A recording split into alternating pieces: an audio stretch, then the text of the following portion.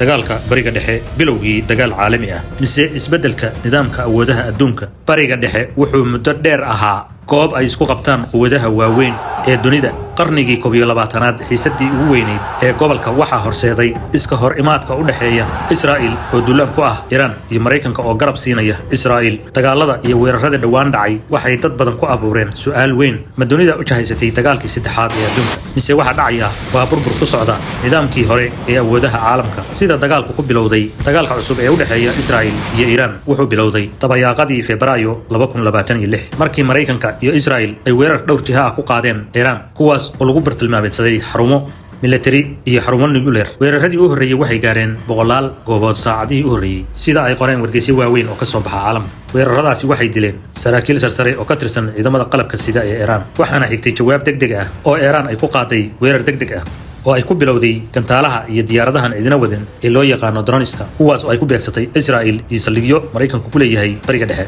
dagaalkaas kadib, Israa'iil iyo Mareykanka waxa ay sii wadeen duqeymaha, iyaga oo duqeeyay goobo waxbarasho iyo goobo dadweyne, halkaasna uu ka soo gaaray khasaaro badan Iran. Mareykanka waxa uu beegsaday goobo dhulka hoostiisa ah oo la malaynayo inay Iran ku bacriminaysay nuclearka. Iranna waxay bilowday weeraro gantaala ah oo hypersonic ah, kuwaas oo ah gantaalaha ka dheereeya guuxooda. dagaalkaas muddada 12 maalmood socday wuxuu wadada u xaaray in dib haddana ay u bilaabato weerar kale oo awood badan, kaas oo saameyn weyn ku yeeshay gacanka Hormuz oo ay maraan maraakiibta adduunka shidaalka xambaara ee ka yimaada wadamada bariga dhexe ee shidaalka qaniga ku ah. sidoo kale Iran waxay adeegsatay gantaalihii ugu casrisanaa ee dunida wadan ku rido, kuwaas oo geystay burbur baaxad leh. wadamo badan oo bariga dhexe ah ayay waxay ku hogaamisay gantaalaheeda iyo diyaaradaheedan ciidina wadin ee droniska. halkaas waxa ay fariin cad u dirtay caalamka si ay u tusto inay tahay awoodda kaliya ee caalamka qarnigan maamulaysa.